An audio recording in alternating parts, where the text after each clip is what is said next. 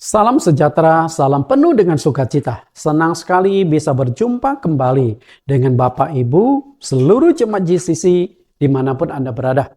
Dan juga terkhususnya untuk hamba-hamba Tuhan, mahasiswa teologi dan pengurus gereja, karena hari ini saya melanjutkan pembahasan kita tentang dunia roh. Ini adalah satu tema yang perlu kita sebagai pelayan-pelayan Tuhan pahami. Karena kita sedang berjuang melawan si kuasa kegelapan. Sebelum kita masuk pembahasan ini, kita akan berdoa. Mohon Tuhan Yesus pimpin kita. Mari kita berdoa. Di dalam nama Yesus Kristus kami berdoa. Terima kasih Tuhan. Engkau sumber pengharapan, sumber penghidupan, dan juga sumber perlindungan kami. Hari ini kami kembali live streaming. Kami ingin belajar lebih jauh lagi tentang dunia roh, supaya kami memiliki pemahaman tentang satu dunia yang abstrak, dan kami bisa antisipasi ketika iblis melakukan serangan-serangan di dalam kehidupan kami. Khususnya kami sebagai pelayan-pelayan Tuhan, kami seringkali dijadikan target oleh iblis. Ketika kami dihancurkan, maka pelayanan kami akan ikut hancur juga. Maka kami perlu melakukan antisipasi. Maka hamba-hamba Tuhan, dimanapun mereka berada, kiranya Tuhan memberikan kesempatan kepada kami untuk bisa saling menasihati, saling membangun, dan saling memberikan pengajaran-pengajaran penting ini. Kami siap belajar Tuhan yang menyertai, membuka dunia roh ini dengan pimpinan dan kuasa Roh Kudus. Di dalam nama Tuhan Yesus Kristus kami telah berdoa. Amin. Bapak Ibu yang saya kasihi, tema yang akan kita kupas pada saat ini adalah lanjutan beberapa waktu yang lalu, yaitu dunia roh. Awalnya dunia roh itu saya pikir hanya saya siapkan beberapa sesi. Tapi ketika saya menyusun naskah khotbah, satu naskah selesai lalu muncul ide lain. Satu naskah selesai dari muncul ide-ide yang lain. Sehingga dari tema yang awalnya hanya beberapa sesi, tidak terasa berkembang, dan hari ini sudah masuk ke sesi yang ke-14. Tentu setiap sesi punya judul yang berbeda-beda. Nah, judul yang akan saya kupas pada hari ini adalah dari dunia roh masuk ke dunia nyata. Karena kita sedang membahas tentang dunia roh, dengan sendirinya kita akan berbicara dari dunia roh masuk ke dunia nyata. Sehingga pemahaman kita tentang dunia roh, bagaimana sepak terjang iblis dan lain sebagainya, bisa kita pahami dengan jelas, komplit, dan juga secara sistematis. Banyak manusia, termasuk juga umat Kristen, hamba-hamba Tuhan, mahasiswa teologi, jemaat yang tidak memahami bahwa dunia yang kita huni ini ada gabungan antara dunia roh dengan dunia nyata. Jadi ada dua macam dunia. Dunia roh dan dunia nyata. Nah, selama ini kita mungkin hanya memahami dunia nyata. Karena dunia nyata adalah dunia yang sedang kita hidupi pada saat ini. Sehingga dunia roh terabaikan. Dunia roh tidak pernah kita pahami, kita tidak pernah selidiki. Karena dua dunia ini memang berbeda. Kita lihat di mana perbedaan dunia roh dengan dunia nyata. Dunia roh adalah dunia yang abstrak. Dunia yang abstrak. Suatu dunia yang tidak bisa ditangkap oleh panca indera manusia umumnya. Nggak bisa kita lihat. Artinya manusia umumnya berarti saya, Anda, kalau Anda tidak punya kemampuan untuk melihat di dunia lain, mungkin istilah kerennya adalah panca indera ke-6. Atau mungkin ada orang mengatakan anak-anak indigo. Nah, ini berarti manusia yang tidak umum, manusia khusus. Anak indigo, para dukun-dukun, para pelaku-pelaku di dunia hitam. Nah, mereka bisa melihat dunia roh ini. Sehingga apa yang tidak bisa kita lihat oleh orang yang normal di dunia roh, mereka bisa melihat. Makanya saya katakan tidak bisa ditangkap oleh manusia panca indera manusia umumnya. Tapi ada manusia khusus yang bisa melihat.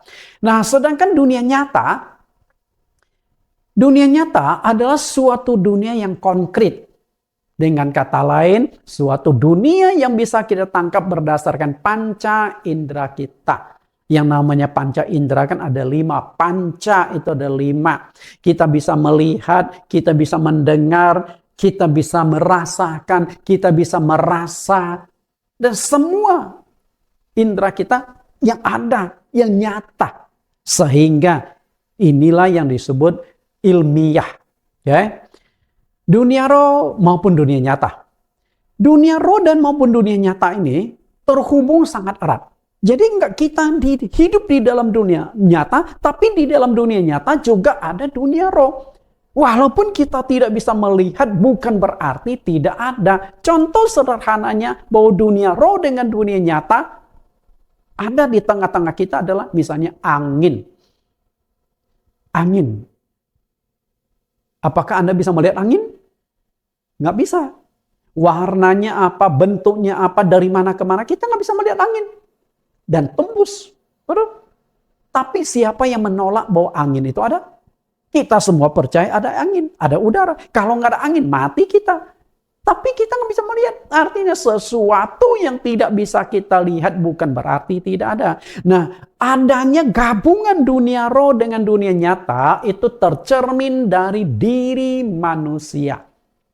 Dengan kata lain, tubuh kita, manusia, terdiri dari dunia nyata dan dunia roh. Satu kesatuan yang tidak terpisahkan. Karena jika dunia roh dengan dunia nyata dipisahkan, maka kita menjadi mayat. Oke? Lebih jauh kita lihat dunia roh dan dunia nyata. Adanya gabungan dunia roh dengan dunia nyata dalam diri manusia, karena manusia terdiri dari 3 unsur. Berarti dari 3 unsur ini tergabung. Ada dunia roh, ada dunia nyata. Kita lihat dulu dasar ayatnya.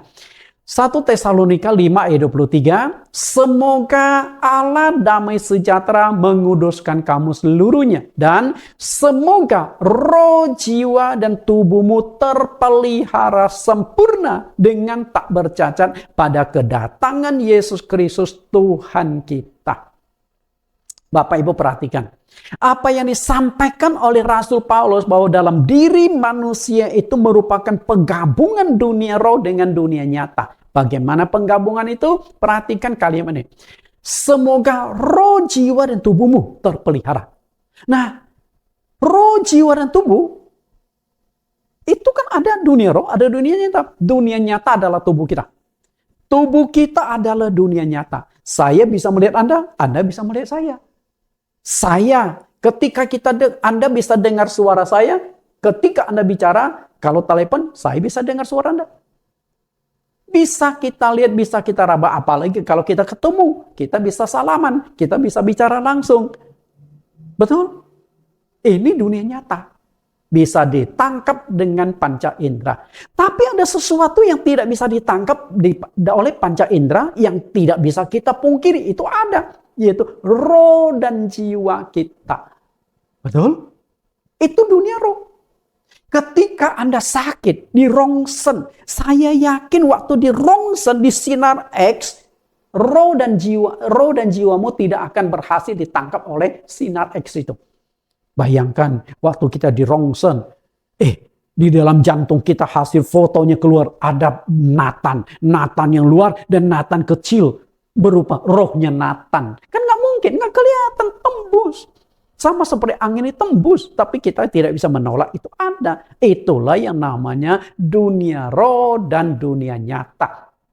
Jadi yang kelihatan bisa ditangkap oleh panca indera adalah dunia nyata, sedangkan yang tidak bisa kita lihat jiwa dan roh kita adalah dunia roh. Dan kedua itu terhubung erat satu dengan yang lain, tidak terpisahkan. Nah, dari sini saya ingin mengajak Anda melihat sesuatu fakta bahwa dunia yang kita huni saat ini, dunia nyata, tapi ada dunia roh yang tidak bisa kita pungkiri keberadaannya. Dengan kata lain, iblis itu ada, hidup di dalam dunia roh. Kita lihat, lalu penghuni dari dunia roh ini apa? penghuni dari kedua dunia ini. Penghuni dunia nyata maupun penghuni dunia roh. Kita lihat dulu. Penghuni dunia nyata. Penghuni dari dunia nyata adalah semua manusia. Lebih kurang 200 negara. Terdiri dari ratusan suku bangsa. Terdiri dari ribuan bahasa di dunia. Ini manusia. Warna kulit berbeda. Tempat tinggal berbeda. Golongan darah berbeda, kebudayaan berbeda, intinya semua manusia. Itu dunia nyata. Kemudian binatang di darat. Macam-macam hewan. Lalu ada binatang di udara. Burung-burung di udara. Lalu ada lagi binatang di laut. Laut, darat, udara. Semua ada makhluk hidup. Nah, ini dunia nyata. Dunia di mana kita bisa melihat, kita bisa merasakan. Lalu kita masuk ke dunia roh. Penghuni dari dunia roh itu hanya ada 3. Yaitu Allah. Kan kita nggak bisa pungkiri Allah itu ada. Hari ini Anda orang Kristen. Berarti Anda percaya Allah itu ada. Dunia 8,5 miliar manusia lebih kurang saat ini. 75% percaya Allah itu ada. Lebih dari 75%. Nah, kelompok ateis yang tidak percaya pada Allah ada. Nah, saya bingung nih. Mereka yang ateis percaya sama hantu nggak? Setan nggak? Kalau mereka percaya setan itu ada, hantu itu ada, tapi nggak percaya Allah itu ada, jadi kepercayaannya aneh. Separuh-separuh. Lalu ada malaikat, lalu ada iblis. Nah, yang namanya dunia roh, tentu kita nggak bisa melihat. Anda nggak bisa melihat Allah, malaikat maupun iblis. Kalau mereka tidak mewujudkan dirinya.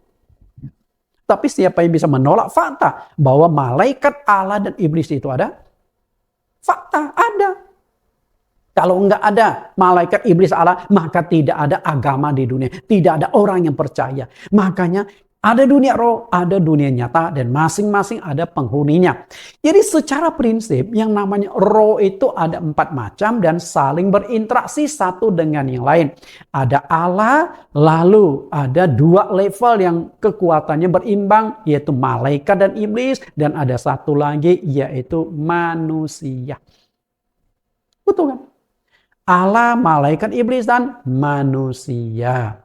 Dan dari keempat roh ini, roh manusia digambarkan yang paling lemah dan selalu dipengaruhi 3 roh yang lain. Allah tentu mempengaruhi manusia. Dia yang berdaulat, dia yang berkuasa atas hidup matinya manusia. Lalu ada malaikat, ada iblis. Dari perjanjian lama sampai perjanjian baru pun pekerjaan malaikat itu sudah sering. Adam.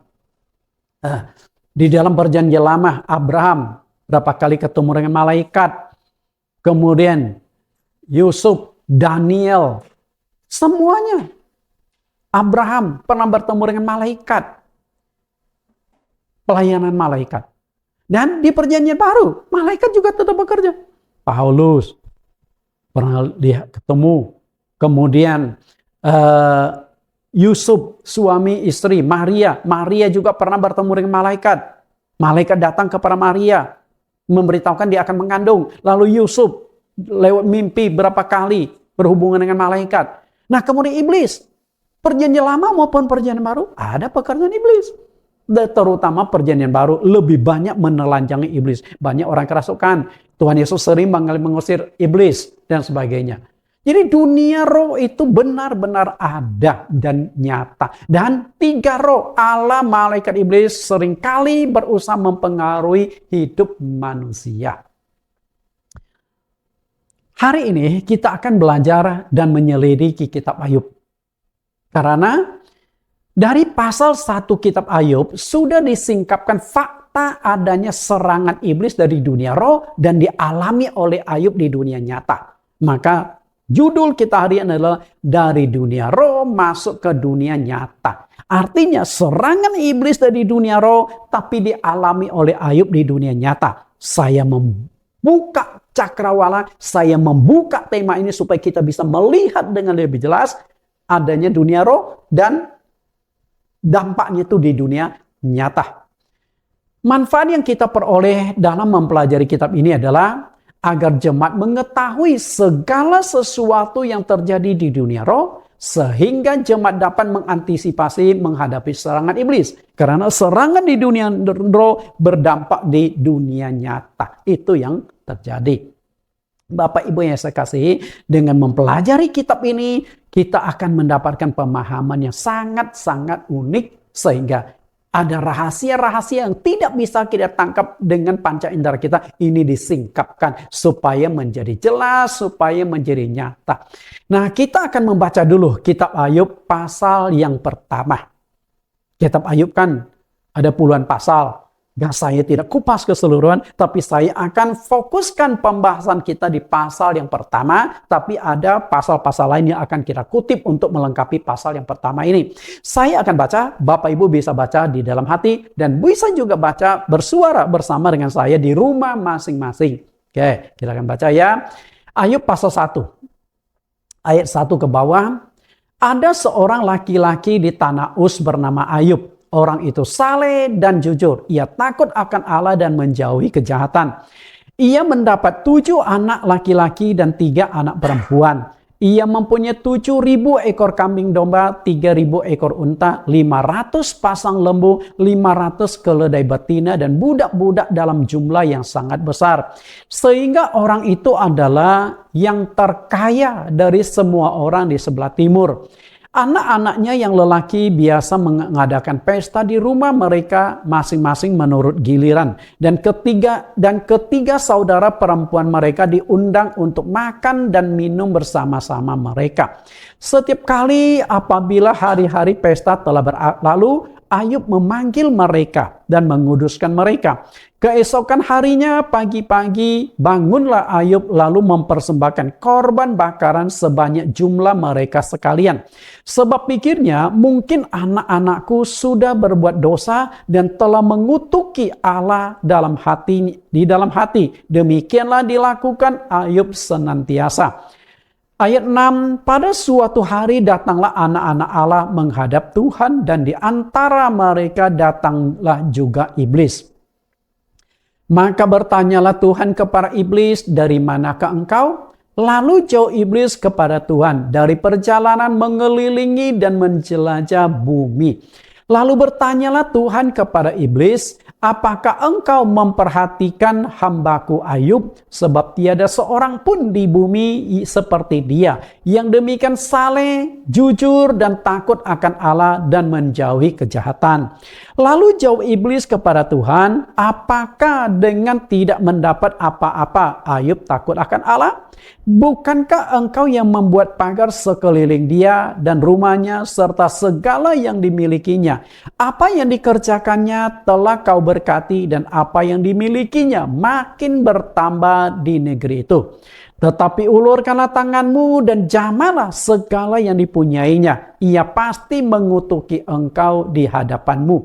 Maka firman Tuhan kepada iblis, nah segala yang dipunyainya ada dalam kuasamu. Hanya janganlah engkau mengulurkan tanganmu terhadap dirinya. Kemudian pergilah iblis dari hadapan Tuhan.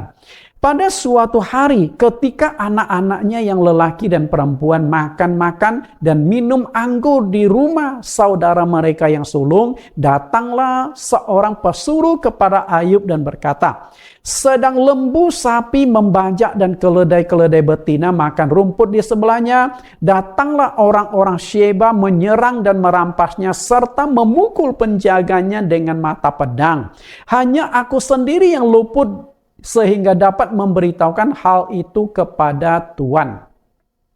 Sementara orang itu berbicara, datanglah orang lain dan berkata, api telah menyambar dari langit dan membakar serta memakan habis kambing domba dan penjaga-penjaga. Hanya aku sendiri yang luput sehingga dapat memberitahukan hal itu kepada Tuhan. Sementara orang itu berbicara, datanglah orang lain dan berkata, orang-orang Kasdim membentuk 3 pasukan. Lalu menyerbu unta-unta dan merampasnya dengan memukul penjaganya dengan mata pedang. Hanya aku sendiri yang luput sehingga dapat memberitahukan hal itu kepada Tuhan. Sementara orang itu berbicara, datanglah orang lain dan berkata, anak-anak Tuhan yang lelaki dan yang perempuan sedang makan-makan dan minum anggur di rumah saudara mereka yang sulung. Maka tiba-tiba angin ribut bertiup dari seberang padang gurun. Rumah itu dilandanya pada keempat penjurunya dan roboh menimpa orang-orang muda itu. Sehingga mereka mati. Hanya aku sendiri yang luput sehingga dapat memberitahukan hal itu kepada Tuhan. Maka ayat 20, maka berdirilah Ayub lalu mengoyakkan jubahnya, mencukur kepalanya, kemudian sujudlah ia menyembah. Katanya, dengan telanjang aku keluar dari kandungan ibuku dan dengan telanjang juga aku akan kembali ke dalamnya. Tuhan yang memberi, Tuhan yang mengambil, terpujilah nama Tuhan. Ayat terakhir, dalam kesemuanya itu Ayub tidak berbuat dosa dan tidak menuduh Allah berbuat yang kurang patut. Kita sudah membaca satu pasal yang terdiri dari 22 ayat. Nah, saya tidak tahu apakah ketika kita membaca ayat ini Anda perhatikan enggak? Iblis melakukan serangan kepada Ayub dalam dunia roh dan dialami oleh Ayub di dunia nyata. Sehingga sesuai dengan judul kita hari ini, dari dunia roh masuk ke dunia nyata. Nah, kalau belum jelas, kita akan kupas lebih mendetil. Kita lihat dulu ayat 1 dan ayat yang ke-7. Pada suatu hari datanglah anak-anak Allah menghadap Tuhan. Di antara mereka datang juga iblis, maka bertanyalah Tuhan kepada iblis, dari mana engkau? Lalu jauh iblis kepada Tuhan dari perjalanan mengelilingi dan menjelajah bumi. Perhatikan kalimat ini. Ini terjadi di dunia roh. Allah, iblis, malaikat mungkin sedang berbincang, membahas tentang segala sesuatu. Dan saat itu iblis waktu datang, Tuhan bertanya kepada iblis, dari mana engkau? Tentu pertemuan itu tidak dilakukan di dunia nyata. Enggak dilakukan di kantor, enggak dilakukan di mall, di kafe-kafe. Enggak, itu di dunia roh.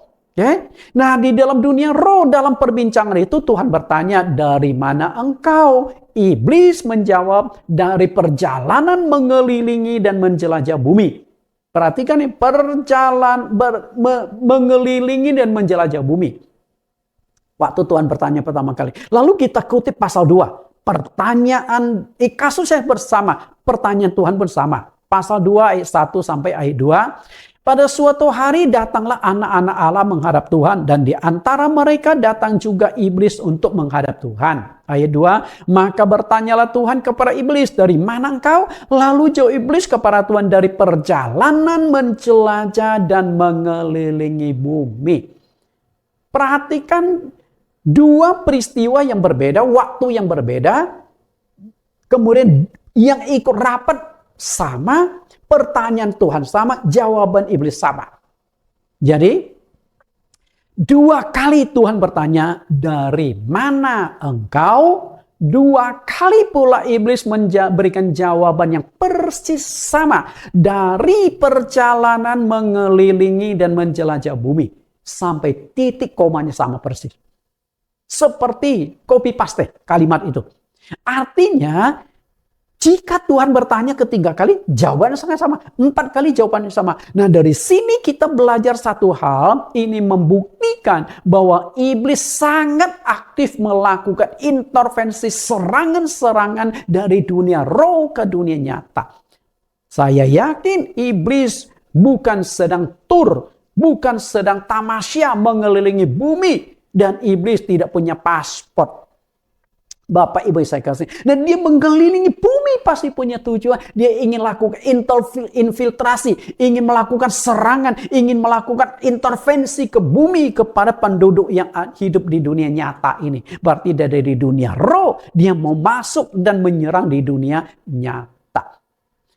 Tentang iblis berjalan keliling. Juga diungkapkan oleh Rasul Petrus. Isinya hampir kurang lebih sama. Kita lihat apa yang disampaikan oleh Rasul Petrus. 1 Petrus pasal 5 ayat yang ke-8. Sadarlah dan berjaga-jagalah lawan musuh iblis.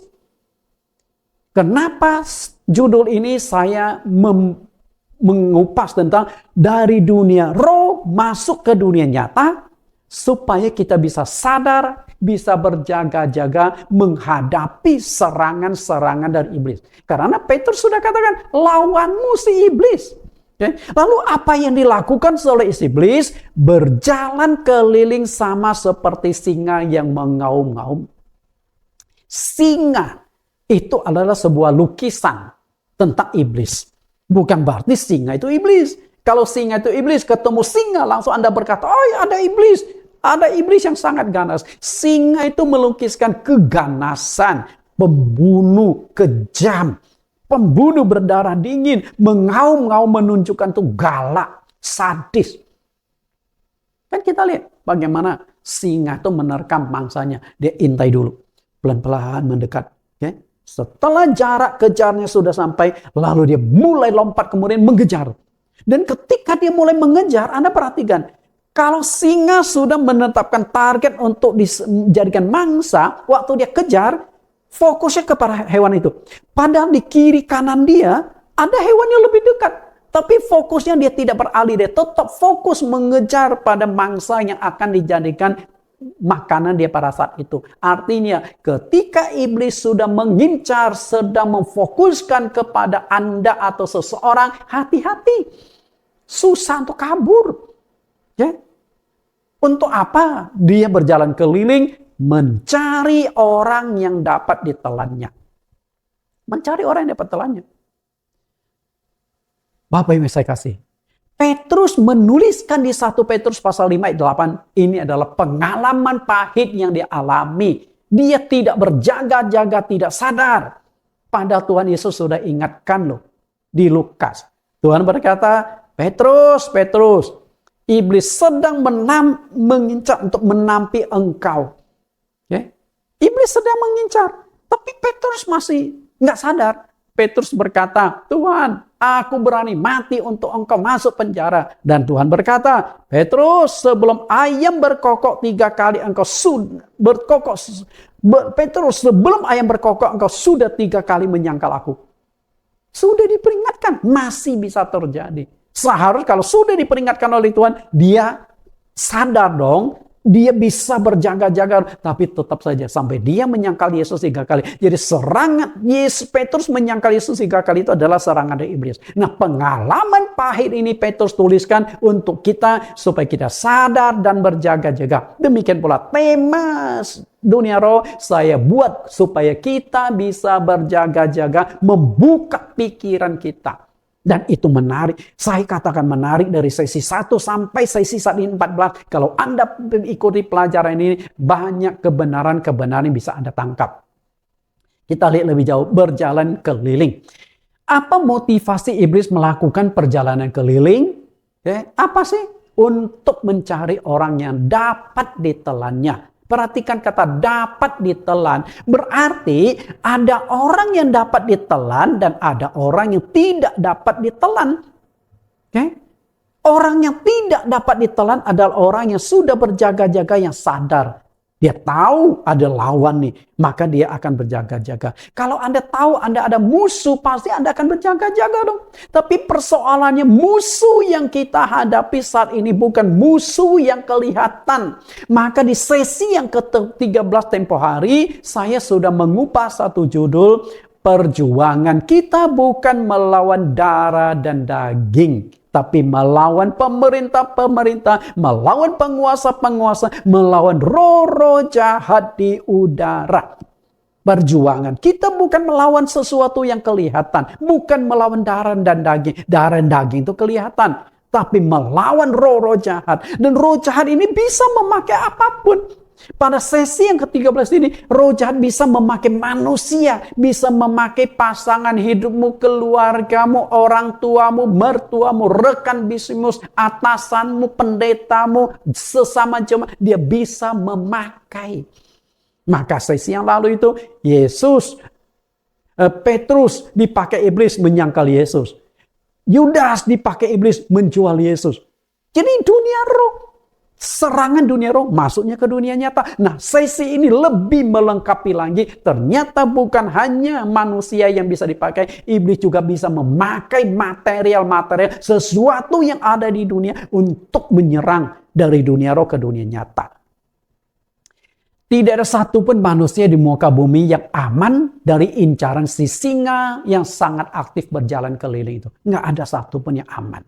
Kenapa saya katakan tidak ada satupun yang aman? Nah, kita lihat kembali peringatan Petrus. Di ayat yang ke-8 di 1 Petrus pasal 5 kita sudah baca. Lawanmu si iblis. Nah, iblis itu menyerang siapa saja. Nah, di ayat 12. Lawanlah dia dengan iman yang teguh. Sebab kamu tahu bahwa seluruh saudaramu di seluruh dunia menanggung penderitaan yang sama. Artinya, iblis bekerja di seluruh dunia. Makanya ketika Tuhan bertanya, dari mana engkau? Dari perjalanan menjelajah dan mengelilingi bumi. Bumi berarti seluruh dunia. Maka yang akan menjadi target utama dari serangan iblis yang disampaikan Rasul Petrus adalah umat Kristen.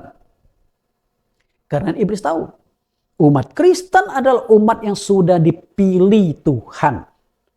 Yang sudah diigreyah. Yang sudah terpanggil keluar dari kegelapan menuju kepada terang. Yang sudah terpanggil menjadi orang-orang Kristen yang sudah ditebus oleh darah Yesus. Dan jadi calon-calon penghuni sorga. Maka iblis tahu agama Kristen menyelamatkan. Orang Kristen memperoleh anugerah. Maka iblis akan menggugurkan kita sampai kita kehilangan iman. Sampai kita menyangkal Yesus seperti yang dilakukan Petrus. Sehingga kita enggak selamat. Maka Petrus ingatkan sadar dan berjaga-jaga. Karena iblis berjalan keliling menjelajahi bumi. Mencari orang yang dapat ditelannya. Hanya orang yang sadar berjaga-jaga antisipasi yang tidak bisa ditelan oleh iblis. Dan bagaimana Anda bisa bersadar dan berjaga-jaga kalau Anda tidak memahami tentang pekerjaan iblis di dunia roh? Nggak bisa. Kalau Anda tahu ada musuh, pasti Anda berjaga-jaga. Ibarat Anda melewati sebuah jalan, jalan setapak kiri kanan, semak belukar. Dan Anda tahu bahwa di jalan itu sering kali banyak ular. Maka Anda pasti berjaga-jaga, betul? Tapi kalau Anda tidak tahu ada ular, Anda lewat saja, Anda mati. Karena adik saya, si Apiau, waktu SMP kelas 1 dipagut ular mati. Itu yang masalahnya Bapak Ibu. Trauma, pengalaman pahit. Karena kami nggak tahu, nggak berjaga-jaga. Bapak Ibu yang saya kasih. Nah, salah satu penghuni bumi yang sudah lama diincar dan diintai oleh iblis untuk diserang, dirusak hidupnya adalah Ayub. Sudah lama Ayub itu diincar. Jadi bukan baru. Makanya 2 kali Tuhan bertanya, dari mana engkau? Dari perjalanan mengelilingi dan menjelajah bumi. Tentunya dia incar semua orang. Maka Ayub pun diincar. Karena itu ketika Allah menyebut nama Ayub, iblis langsung tahu Ayub mana yang dimaksud oleh Allah. Begini, emangnya Ayub itu satu-satunya nama di muka bumi? Kan enggak. Yang namanya Ayub itu pasti banyak yang tersebar di zaman itu. Nama saya Nathan.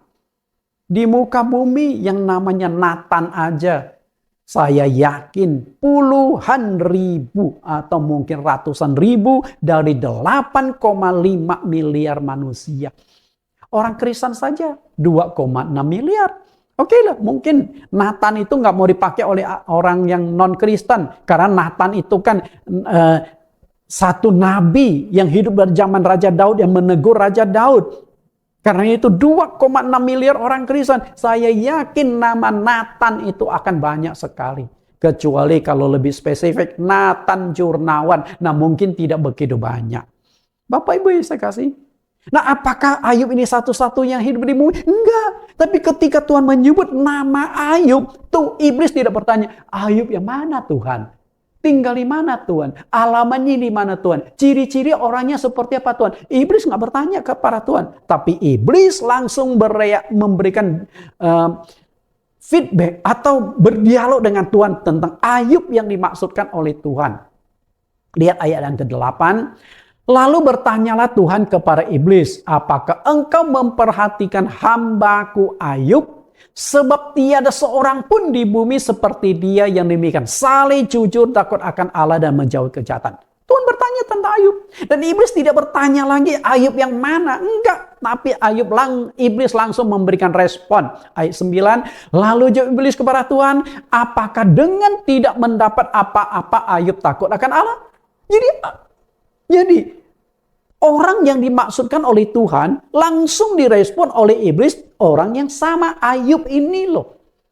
Padahal di muka bumi banyak Ayub. Artinya Ayub ini sudah lama diincar oleh iblis. Ayat 10, bukankah engkau yang membuat pagar sekeliling dia dan rumahnya serta segala yang dimilikinya? Apa yang dikerjakannya telah kau berkati dan apa yang dimilikinya makin bertambah di negeri itu. Bahkan iblis menyampaikan lebih daripada yang kita tahu selama ini. Ini dialog loh Bapak Ibu. Dialog, dan itu terjadi di dunia roh. Terjadi di dunia roh, bukan di dunia nyata. Lihat lebih jauh perkataan iblis ini. 3 hal penting bisa kita cermati dari jawaban iblis kepada Tuhan. Yang pertama, iblis sangat mengenal kehidupan Ayub. Ayub tinggal di mana, alamatnya, dan saya yakin iblis tidak pakai Google Map untuk mengetahui alamat Ayub. Jumlah anaknya berapa, kemudian jumlah harta kekayaan yang dimiliki Ayub berapa. Iblis sudah mendata, sudah tahu. Kenapa saya katakan iblis sudah mendata semua? Karena ketika Tuhan memberikan izin kepada iblis untuk menyerang Ayub, 10 anaknya mati semua. Nggak ada satupun yang lolos. Ya? Kalau iblis tidak tahu 10 anak, bagaimana iblis bisa membunuh semuanya? Semua hewannya mati semua. Karena dari ayat 1 sampai ayat yang ketiga sudah dirincikan jumlah hewan Ayub semua. Iblis juga sudah mendata semua. Lalu yang kedua, dari dunia roh, iblis sudah pernah menyerang Ayub, tetapi tidak mempan. Iblis juga heran. Banyak orang yang berhasil diserang, hidupnya kelimpungan, hidupnya rusak, hidupnya hancur, babak belur. Tapi Ayub lain, diserang lagi, nggak mempan. Iblis juga bingung. Lalu iblis coba analisa kenapa. Baru iblis tahu, ternyata Ayub kehidupannya sudah dipagari oleh Tuhan. Maka jadi ayat yang ke-10 Ayub pasal 1 ini iblis komplain.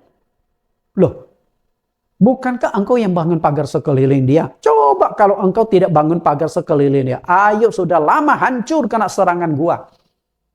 Lalu yang ketiga, iblis tahu persis Allah memberkati Ayub sehingga dia menjadi kaya raya. Iblis tahu. Kan engkau yang berkati dia. Coba kalau hidupnya miskin. Emangnya dia tetap beriman kepada engkau? Tetap bersyukur. Dia hari ini bisa kaya raya, hidupnya enak, bisa selalu bersyukur. Kan karena engkau yang berkati, engkau yang lindungi. Kalau enggak, belum tentu Ayub seperti sekarang. Seperti Tuhan puji kepada Ayub. Di bumi tidak seorang pun seperti Ayub. Demikian saleh, jujur, takut akan Allah dan menjauhi kejahatan. Nah, semua itu bisa dilakukan oleh Ayub karena Ayub kaya raya. Hidupnya nikmat. Bisa bersyukur. Nah, kalau orang sudah diberkati kaya raya, hidupnya enak, tidak bisa bersyukur, itu namanya bocengli. Nama orang itu bocengli. Pasti si bocengli ini yang hidupnya sudah nikmat tapi tidak bisa bersyukur. Tapi Ayub bisa bersyukur. Bapak Ibu yang saya kasihi. Lalu kita lihat lebih tajam ayat yang ke-10. Perkataan iblis, bukankah engkau yang membuat pagar sekeliling dia dan rumahnya serta segala yang dimilikinya? Perhatikan, ini Tuhan bangun pagar sekeliling Ayub sehingga tidak bisa diserang oleh iblis. Diserang tidak mempan, diserang tidak mempan. Makanya iblis ketika berbicara dengan Tuhan, iblis sampaikan, karena engkau yang melindungi dia sehingga aku tidak bisa menyerang. Jadi apa saja yang dilindungi dipagari oleh Allah, rumah Ayub dipagari sehingga rumahnya tidak diserang, rumahnya tidak dihancurkan oleh angin, rumahnya tidak dirampok. Kemudian kekayaan Ayub, lalu budak-budak Ayub. Jadi Ayub itu boleh dikatakan membentuk sebuah kerajaan kecil, banyak budak-budak dia. Kemudian 10 anak Ayub. istri Ayub, kesehatan Ayub, semuanya itu dipagari oleh Tuhan. Bayangkan kaya raya, hubungan sama istri awalnya baik, hubungan dengan anak baik. Jadi setiap kali anaknya berpesta, nah setelah selesai pesta semua anaknya dipanggil. Lalu Ayub mempersembahkan korban supaya anaknya diampuni dosanya. Karena takut ketika lagi pesta mabuk, lalu nggak sengaja mengutuki Tuhan. Karena mengutuki Tuhan pernah dilakukan oleh istri Ayub. Ayub itu takut. Begitu takut akan Tuhan, takut berbuat salah. Ya. Tapi begitu Allah mencabut pagarnya, apa yang terjadi? Akhirnya iblis bisa menyerang semuanya. Habis. Dan ketika iblis menyerang Ayub, serangan itu dari dunia roh dan masuk ke dunia nyata, dialami langsung oleh Ayub. Dan bagaimana iblis menghabisi rumah, kekayaan, budak, 10 anak istri dia dan kesehatan Ayub? Ada 7 cara iblis menyerang Ayub. Nah, 7 cara ini akan kita pelajari hari ini. Kita lihat 7 media yang dipakai iblis untuk menyerang Ayub. Yang pertama, menggunakan memakai manusia, yaitu perampok-perampok. Lalu, menggunakan tentara Kasdim. Yang ketiga, api turun dari langit. Yang keempat, menggunakan kekuatan angin. Yang kelima, mendatangkan penyakit kulit. Kemudian yang keenam, menggunakan pasangan hidup Ayub, yaitu istri Ayub. Yang ketujuh, teman-teman dekat Ayub. Bayangkan, 7 kali iblis menyerang Ayub, dan iblis menggunakan sesuatu yang ada di sekeliling Ayub. Dari sini kita belajar satu hal, dunia roh dan dunia nyata berhubungan erat dan saling mempengaruhi. Karena itu, segala sesuatu yang terjadi di dunia roh dialami atau berdampak langsung di dunia nyata. Kalau begitu, masalah kesulitan yang kita hadapi selama ini, kita coba ngintip di dunia roh. Oke, di dunia roh. Dengan sendirinya, kita bisa tahu, oh ternyata di dunia nyata yang saya alami begini. Kemudian, iblis seringkali menyerang manusia dari dunia roh. Manusia mengalami dampaknya langsung di dunia nyata akibat serangan-serangan iblis itu. Jadi berhubungan erat. Okay? Ibarat begini loh. Dunia roh, dunia nyata terkoneksi. Ketika Anda telepon seseorang, yang Anda pegang itu handphone. Betul? Ada suara. Anda bisa videonya. Tapi nggak ada benang yang terkoneksi dengan orang lawan bicara. Di Indonesia, ketika Anda telepon dengan teman Anda, keluarga Anda di Singapura atau di luar negeri, jaraknya ribuan kilometer. Nggak ada kabel, nggak ada benang yang menghubungkan. Hanya sinyal, hanya dengan menggunakan satelit. Anda bisa dengar suara itu, Anda bisa melihat wajah orang itu. Nah, dua handphone itu dunia nyata. Kemudian jaringan udara yang tidak bisa kita lihat itu adalah dunia roh. Nah, dunia roh dengan dunia nyata hubungannya sangat erat. Jelas nggak? Saya lukiskan seperti itu. Nah, demikian pula serangan iblis. Iblis menyerang dari dunia roh tapi dialami di dunia nyata. Sama seperti telepon. Ada dunia roh, ada dunia nyata. Dunia nyatanya adalah 2 handphone yang berbeda, tempat tinggal yang berbeda, 2 manusia yang berbeda. Dunia roh dikoneksikan menjadi satu kesatuan, berhubungan langsung. Ketika teman orang luar negeri kirim WhatsApp, kirim gambar, Anda bisa langsung melihat, wah cucunya sudah gede ya. Dunia roh, dunia nyata. Tapi banyak orang Kristen tidak menyadari hal tersebut. Maka saya singkapkan melalui pelajaran sesi yang ke-14 ini supaya kita berjaga-jaga dan waspada seperti yang diperingatkan Rasul Petrus atas pengalaman pahit yang sudah dialami. Karena itu, segala konflik, masalah, kesulitan, sakit, penyakit, penderitaan, seringkali kita anggap hal itu biasa dialami manusia. Ketika kita sakit, kita beranggapan biasa saja. Keluarga, suami istri berantem besar-besar, kita anggap biasa saja, kelemahan manusiawi. Ternyata di balik semuanya itu ada iblis yang sedang bermain. Iblis sedang menggunakan suamimu untuk menyakiti engkau. Iblis sedang menggunakan istrimu untuk menyakiti engkau. Sehingga yang engkau alami kelimpungan. Bisa nangkap? Karena itu, di dalam sesi pelajaran ini, saya akan singkapkan 7 media sarana yang bisa dipakai, yang bisa dimainkan oleh iblis untuk menghancurkan hidup kita. 7 macam. Saya yakin dari 7 macam ini, mungkin salah satunya sedang Anda alami saat ini. Dari 7 serangan iblis tersebut. Karena kitab Ayub ini ingin menggambarkan serangan dunia roh masuk ke dunia nyata. Supaya kita belajar dengan baik sesi ini.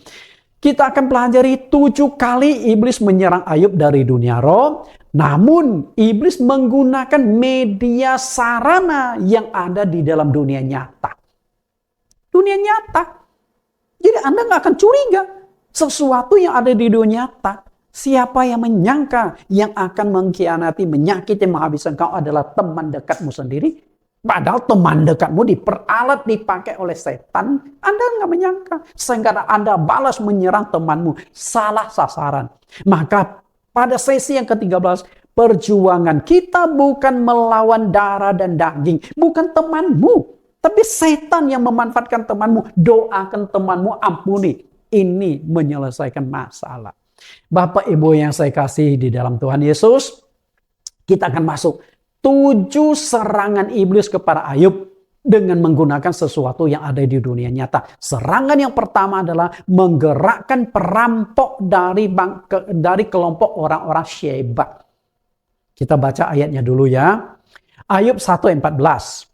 Datanglah seorang pesuruh kepada Ayub dan berkata, sedang lembu sapi membajak dan keledai betina makan rumput di sebelahnya.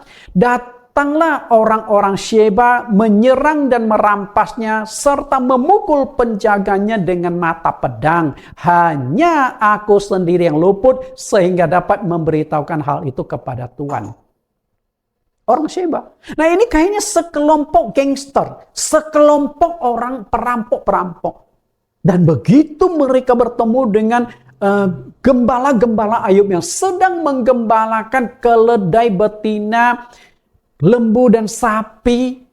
Lalu kelompok perampok atau gangster ini membunuh semua penjaga-jaga atau membunuh semua gembala yang sedang menggembalakan lembu, sapi, dan keledai ini. Dibunuh semua, otomatis hewannya dibawa kabur.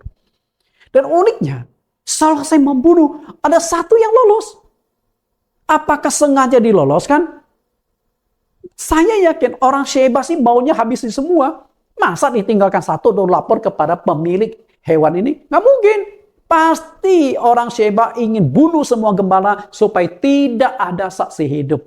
Tapi iblis mencegah. Nggak tahu bagaimana cara iblis mencegah supaya yang satu ini bisa datang laporkan kepada Ayub. Jadi Ayub ditekan, dihabisi.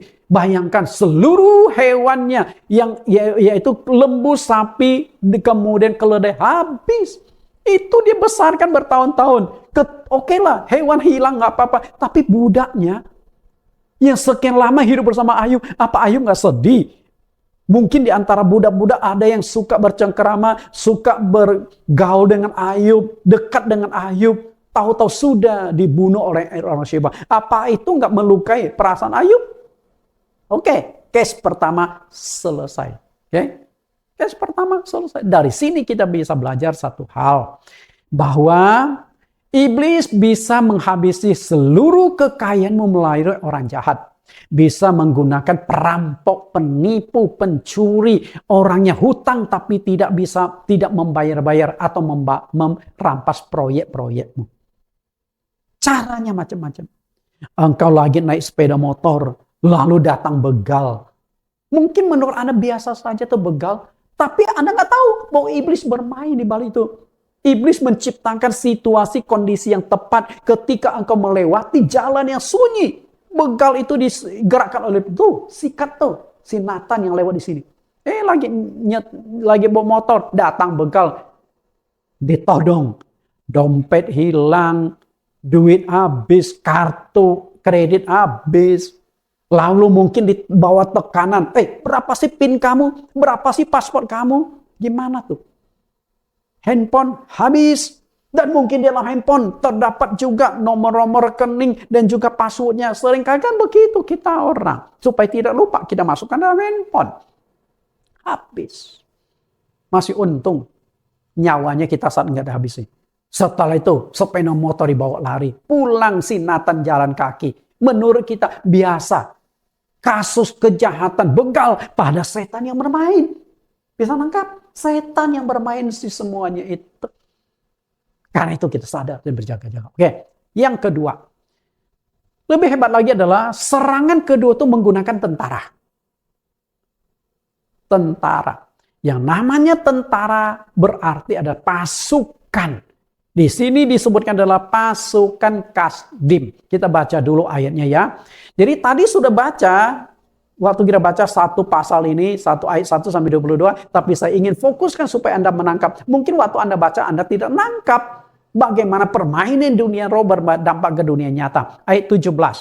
Sementara orang itu berbicara, datanglah orang lain dan berkata, orang-orang Kasdim membentuk 3 pasukan, lalu menyerbu onta-onta dan merampasnya serta memukul penjaganya dengan mata pedang.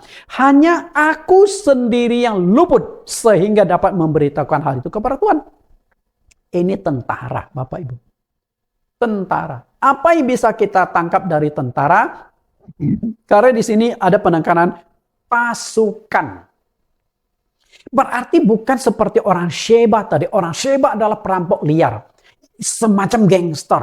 Kita nggak tahu jumlah mereka. Dibunuh semua. Hanya satu yang lolos. Kasus kedua pun sama. Semua gembala-gembala onta. Saya tadi di ayat 2 dan ayat 3 sudah dijelaskan jumlah onta Ayub berapa banyak. Ribuan ekor. Nah kalau ribuan ekor butuh berapa banyak gembala-gembala onta? Saya yakin itu jumlahnya puluhan, mungkin bahkan ratusan orang. Ratusan orang dibunuh oleh tentara-tentara. Uniknya, satu lagi yang lolos. Nah yang lolos ini lalu datang memberikan laporan kepada Ayub. Kembali lagi Ayub itu tak berdaya. Lihat pasukan. Artinya itu apa? Dari kecil kita sudah seringkali mendengar tentang peperangan.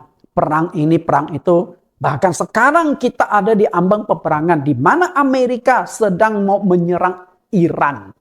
Kalau Amerika menyerang Iran, terjadi perang. Bisa saja menjadi perang skala besar. Bisa saja menjadi perang dunia ketiga yang dipicu oleh Donald Trump. Kenapa? Karena Iran nggak seorang diri. Di balik Iran, di belakang Iran, ada Rusia, ada China. Itu kan negara superpower, musuh bebuyutnya Amerika. Musuh yang punya bom nuklir. China nuklir. Rusia punya nuklir. Dan alasan Trump menyerang Iran adalah karena mencurigai Iran itu memproduksi nuklir. Kalau Iran mau terbuka, oke. Kami nggak produksi nuklir. Kami buat perjanjian nggak mau ciptakan nuklir. Baik untuk tujuan damai maupun untuk senjata. Amerika akan menyerang. Bapak Ibu saya kasih. Bayangkan. Ternyata di dalam peperangan tidak terpikir oleh kita. Bahwa iblis bisa menggunakan kemampuannya. Menggerakkan terjadinya peperangan. Makanya kita berdoa. Apakah iblis yang menggerakkan Trump? Ataukah dari Tuhan? Pikirkan baik-baik. Karena iblis bisa menggerakkan pasukan. Nah kalau iblis bisa menggerakkan pasukan, tentu iblis juga bisa menggerakkan pejabat negara, kepala negara. Karena komandan kan ada di bawah. Ada sistem hierarki. Ujung-ujungnya adalah kepala negara. Komandan tidak akan bertindak kalau yang di atasnya tidak memberikan instruksi. Serang, habisi harta kekayaan, rampas. Karena kita tentara membutuhkan banyak onta, persediaan makanan, angkut, alat-alat perang. Itu yang kita ketahui. Apakah Presiden Iran juga dikendalikan oleh iblis? Sehingga di dalam dunia roh, dua presiden sedang diadu oleh setan. Ayo adu. Sehingga meletuslah perang di dunia nyata. Dan ketika perang di dunia nyata yang sengsara siapa? Kita Indonesia jangan pikir aman-aman. Kita juga mengalami kesengsaraan. Jadi iblis itu bekerja menyengsarakan hidup kita. Menggunakan peperangan. Dan itu pasti terjadi. Karena salah satu penyebab hancurnya dunia ini adalah terjadinya peperangan. Bangsa akan bangkit melawan bangsa. Kerajaan akan melawan kerajaan. Akan ada peperangan suku, negara. Sudah dinubuatkan. Dan di balik semua peperangan itu, ternyata iblis bekerja. Bayangkan, presiden itu bisa digerakkan oleh iblis menjadi pemicu peperangan. Bagaimana hebatnya pekerjaan iblis? Maka tidak heran jika Paulus katakan, perjuangan kita bukan melawan darah dan daging, tetapi melawan pemerintah-pemerintah, penguasa-penguasa, melawan roh-roh jahat di udara, melawan pemerintah. Ada pemerintah dunia nyata, presidennya, ada pemerintah dunia roh. Si kepala setan, si Lucifer berkata, oke, sekarang gerakkan peperangan di seluruh muka bumi agar hidup manusia jadi sengsara. Karena ketika terjadi peperangan skala besar, ekonomi goncang, politik kacau, komunikasi dunia, uang merosot, macam-macam. Kita alami kesengsaraan. Itu diciptakan oleh iblis. Memang iblis berusaha menghancurkan, merusak hidup kita. Karena bagaimana kita bertahan. Lalu serangan yang ketiga. Serangan yang ketiga itu menggunakan api yang turun dari langit. Api. Ini kan sesuatu proses kimia yang melibatkan reaksi oksidasi yang cepat disertai pelepasan panas, cahaya, dan gas. Itulah api. Api itu kan sudah sesuatu hal yang biasa kita pakai hidup kita. Saya yakin pagi-pagi kita sudah memanfaatkan api untuk memasak air, menanak nasi, memasak sayur. Yang namanya api itu tidak terlepas dari kehidupan kita sehari-hari. Setiap hari kita berurusan dengan api. Karena kita perlu makan, kita minum, semuanya itu menggunakan api. Tapi siapa yang menyangka? Api yang ada itu bisa dimanfaatkan iblis untuk menghancurkan kehidupan Ayub. Kita baca dulu ayatnya. Ayub 1 ayat 16. Sementara orang itu berbicara, datanglah orang lain dan berkata. Orang lain yang berkata, ini lolos juga. Lolos dari serangan orang Kasdim. Ini kayaknya itu gembala onta nih yang lolos melaporkan kepada Ayub. Api telah api yang tadi gembala itu ya, gembala onta. Nah yang lolos yang satu ini lolos dari api punya yang memberikan laporan kepada Ayub. Jadi setiap kali peristiwa satu diloloskan. Jadi menekan Ayub satu demi satu. Kita lihat. Api telah menyambar dari langit dan membakar serta memakan habis kambing, domba, dan penjaga-penjaganya. Hanya aku sendiri yang luput sehingga dapat memberitahukan hal itu kepada Tuhan. Perhatikan kalimat yang selalu diulang. Hanya aku sendiri yang luput sehingga dapat memberitahukan hal itu kepada Tuhan. Setiap kali tetap diloloskan satu. Api. Siapa yang menyangka api yang terjadi itu dari setan? Ketika rumahmu terbakar, Anda anggap biasa saja karena terjual tuh memang lagi musim kemarau atau memang rumahku atau dari papan gampang terbakar. Kan kita sering kali mendengar tentang kebakaran. Siapa yang menyangka ketika engkau lagi ibadah, engkau meteran listrik engkau lagi dikutak-kutik oleh setan. Tahu-tahu konslet listrik terbakar. Atau mungkin iblis memakai seekor tikus menggerogoti kabel-kabelmu yang sudah tua di atas loteng. Lalu terjadi percikan api, tikusnya mati, apinya lalu membesar, membakar habis rumahmu. Saat itu engkau sedang beribadah. Pulang-pulang rumahmu sudah habis. Semuanya habis. Pada tahun yang lalu, kami Yayasan Sorvia mengadakan bakti sosial. Membagi 1.000 paket sembako disertai dengan baju-baju second. Baju secondnya kami berhasil kumpulkan lebih kurang 5.000 potong.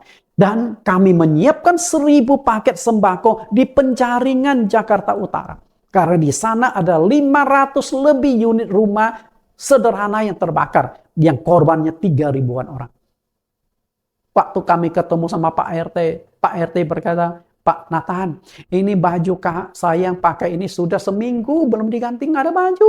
Nah dari sanalah lalu saya timbul ide, jemaat atau teman-teman kan banyak baju second, kenapa daripada baju second menumpuk di lemari dan dibuang, kumpulkan saja supaya saya bisa sumbang ke sana. 5.000 lebih potongan baju serta paket sembako 1.000 kami kirim, kami bagikan ke sana mereka yang sedang menderita. Pekerjaan siapa? Bisa jadi iblis. Karena iblis bisa memakai api. Tapi siapa yang menyangka di balik semua adalah pekerjaan setan. Bapak Ibu yang saya kasih. Kita lihat. Merenungkan 3 hal tentang api dari iblis yang turun dari langit. Yang pertama adalah berapa besar api yang turun dari langit? Apakah secuil-secuil segede bola basket saja? Atau ada satu kumpulan api gede berapa meter turun dari langit? Bisa saja. Kalau dulu ada video kita videokan, maka nggak ada pertanyaan seperti itu. Kita bisa lihat videonya. Jadi kemungkinan apinya itu sekumpulan seperti awan. Awan kan ada yang besar, ada yang kecil kan. Nah yang besar awan itu segumpulan menyatu. Bisa saja apinya itu berapa meter turun dari langit. Membakar habis hewan-hewan dan gembala. Lalu yang kedua, berapa tinggi api turun dari langit? Apakah 10 meter ke atas, atau 100, atau 1.000 meter turun dari langit? Kemungkinan itu nggak terlalu tinggi. Kenapa saya katakan tidak tertinggi? Gembala itu nggak bisa menyelamatkan diri. Kalau apinya itu atas tinggi, kan sudah tahu dong, gembala bisa kabur, menyelamatkan diri. Ini nggak bisa. Lalu yang ketiga adalah berapa kecepatan api yang turun dari langit? Sangat cepat. Just. Membakar habis. Karena kalau turunnya pelan-pelan, gembala itu pasti bisa menyelamatkan diri. Demikian pula. Kalau hewan itu mungkin oke lah, hewan nggak bisa apa-apa. Karena hewan tidak punya otak. Api turun dari depan, dia tetap lari ke depan. Tapi gembala kan enggak. Dia pasti lihat ke langit. Api akan turun ke depan, dia akan lari ke belakang. Api akan turun di samping, dia akan lari ke sebelah sini. Menyelamatkan diri. Tapi gembala-gembala pun mati semua. Berarti iblis sudah memfokuskan. Anda tidak bisa lari. Sudah ditargetkan. Dan uniknya, semua hewan dibakar oleh api. Semua gembala dibakar api. Tapi ada satu yang dibiarkan lolos. Kalau iblis mau, ini juga bisa dibunuh. Yang memberi laporan kepada Ayub bisa dibunuh. Tapi sengaja disisakan, lapor ke Ayub. Ayub jadi kemudian sedih. Tadi sapi keledai habis. Setelah itu onta habis. Setelah kambing domba habis. Semua harta kekayaan Ayub, semua hewan Ayub mati. Bukan hanya itu, Ayub punya gembala-gembala mati semua. Hanya disisakan 3 yang lapor ke para Ayub.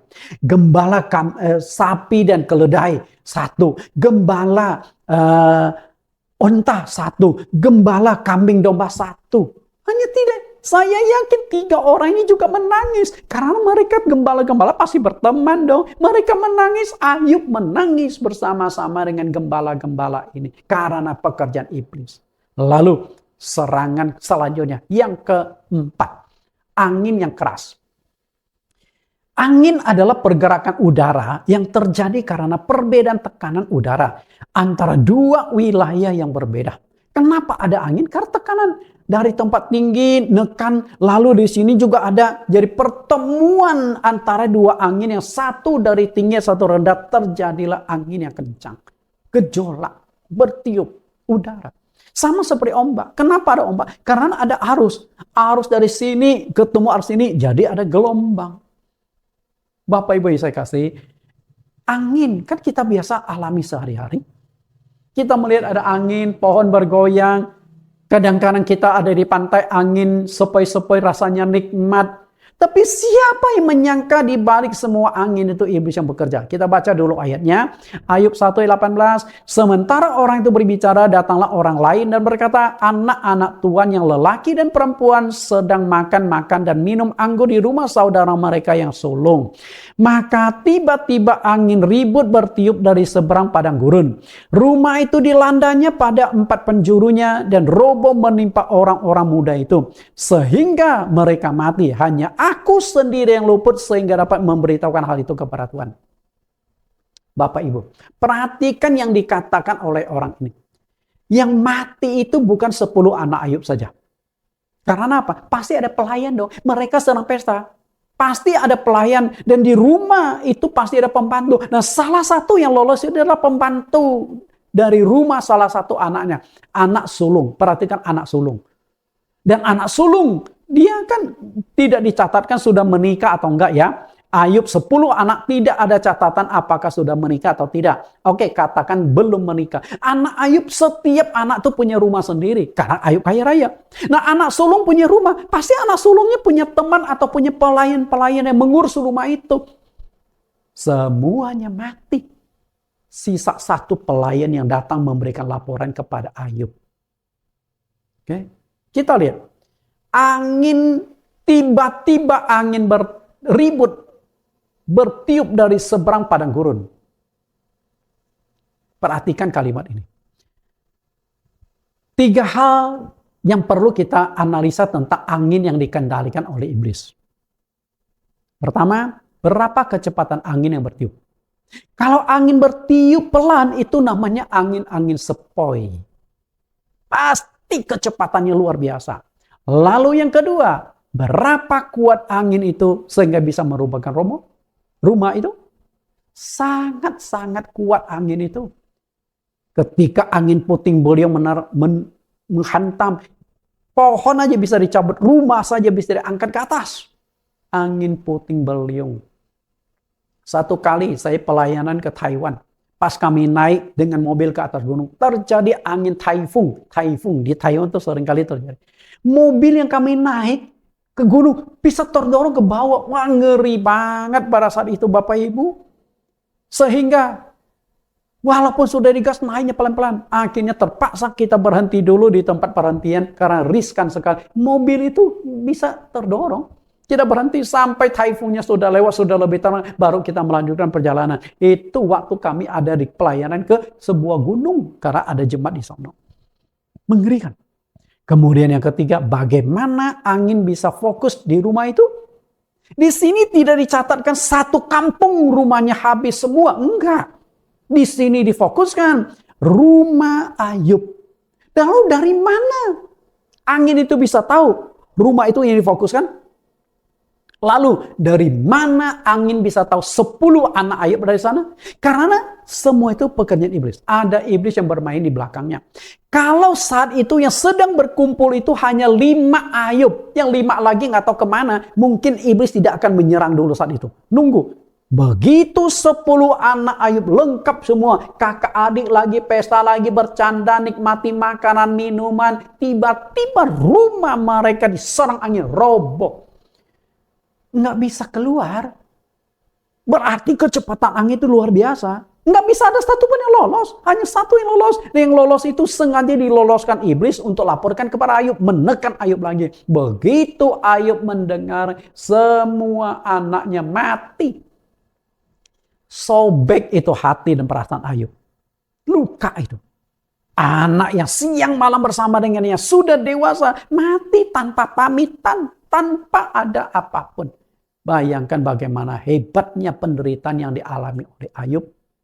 Lalu setelah Ayub diserang tapi masih di luar badan Ayub. Hanya perasaan Ayub saja yang dimainkan. Ketika hewannya habis pasti dia sedih. Kemudian gembala-gembala dia cukup dekat dengan mati. Pasti perasaan sedih. Lalu anaknya yang mati semua itu luka banget di hati Ayub. Karena dia sayang sekali sama anaknya. Sampai dia pun berharap anaknya tidak berbuat dosa. Setiap kali selesai pesta dia kumpulkan anaknya, berdoa mohon pengampunan. Korbankan 10 ekor hewan, mohon pengampunan dari dia. Dia sayang sama anaknya. Sampai anak pun dia tidak mau sampai anaknya berbuat dosa kepada Tuhan. Sayang, tapi sekarang hilang semua. Tapi belum menyentuh Ayub. Sehingga iblis tantang lagi. Ketika Tuhan berkata, semua sudah diambil. Lalu kulit ganti kulit. Iblis berkata, coba serang badannya. Lalu Tuhan, oke, serang badan Ayub. Tapi nyawanya jangan kau serang ya. Lalu seizin Tuhan, iblis sudah mulai bekerja melalui sakit penyakit. Nah, selama ini kita beranggapan bahwa penyakit adalah masalah medis. Kita mungkin jarang kaitkan penyakit itu dengan iblis. Padahal iblis ternyata bisa mendatangkan penyakit. Nah, kita lihat dulu dasar ayatnya. Sangat jelas bahwa penyakit Ayub itu dari setan. Ayub pasal 2 ayat 7, kemudian iblis pergi dari hadapan Tuhan, lalu ditimpanya Ayub dengan bara yang busuk dari telapak kakinya sampai ke batu kepalanya. Ayat yang ke-8, lalu Ayub mengambil sekeping beling untuk menggaruk-garuk badannya sambil duduk di tengah-tengah abu. Perhatikan di sini ayat yang ke-7. Iblis yang mendatangkan penyakit. Awalnya Ayub itu sehat. Tahu-tahu timbul bisul, mulai gatal, garuk seluruh badan. Sampai 10 jari Ayub tidak kuat lagi menggaruk sehingga dia pakai beling. Beling satu sisi lebih tajam dari kuku, tapi masalahnya bernanah. Jadi nanah juga sekalian dikuas oleh pakai beling dibuang. Bernanah bau dan pasti sakit, Bapak Ibu, sakit sekali. Bapak Ibu, ketika dalam ayat ini sangat jelas dan transparan bahwa iblis bisa mendatangkan penyakit bagi Ayub. Dan kalau Ayub hidup di zaman sekarang, di mana zaman teknologi, zaman medis begitu canggih, coba saja Ayub dibawa ke dokter, lalu diambil cairan tubuh dan juga lukanya dites di laboratorium, pasti muncul diagnosa kanker kulit. Selesai. Tapi siapa menyangka kanker kulit itu dari setan?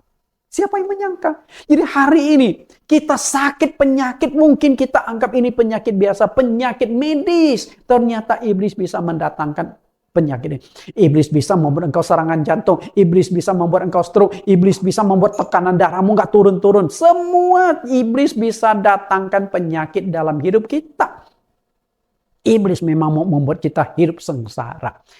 Penyakit yang dideritanya adalah serangan dari iblis.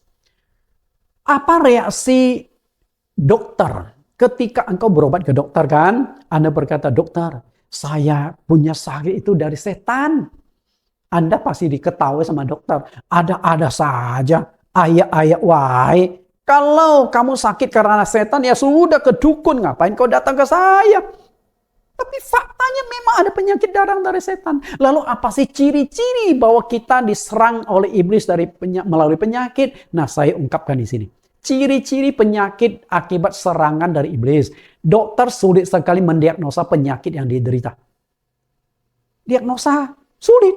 Ini penyakit apa ya? Dokter juga geleng kepala. Karena apa? Nggak temukan penyakit engkau. Di rongsen tes ini, tes itu tidak ditemukan. Lalu yang kedua, akibatnya adalah dokter hanya coba-coba. Ketika engkau mengeluh, dadaku sakit. Oh, dokter prediksi yang berkaitan dengan dada. Mungkin ginjalmu, mungkin jantungmu, mungkin paru-parumu, mungkin ususmu.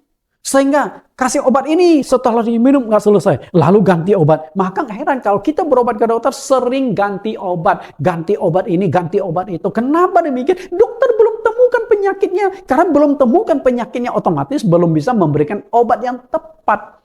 Kenapa sulit ditemukan? Karena penyakit dari setan. Setan memang membuat engkau sakit. Setan memang mau membuat engkau mati lewat penyakit ini. Lalu yang ketiga, perubahan perilaku yang drastis.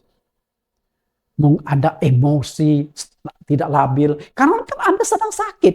Pasti emosi Anda juga sulit dikendali. Kalau setan dia bukan hanya membuat engkau sakit, tapi juga mainkan emosi engkau. Sama seperti Ayub. Kenapa setiap kali hewan habis, ada satu yang lolos memberikan laporan, memainkan emosi Ayub. Mainkan perasaan Ayub. Sehingga Ayub jadi stres, Ayub jadi marah, Ayub jadi kecewa kepada Tuhan. Itu tujuan dari setan.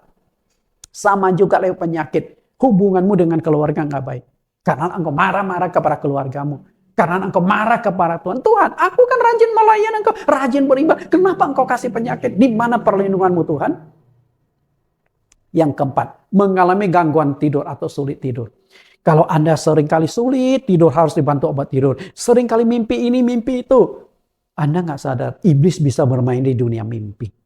Mimpi, kalau nggak malam ini dikejar kucing, besok dikejar anjing. Kalau nggak besok dikejar anjing, besok dikejar buaya. Walaupun itu buaya hidup di air, tapi ada buaya darat. Kejar sini, kejar sana.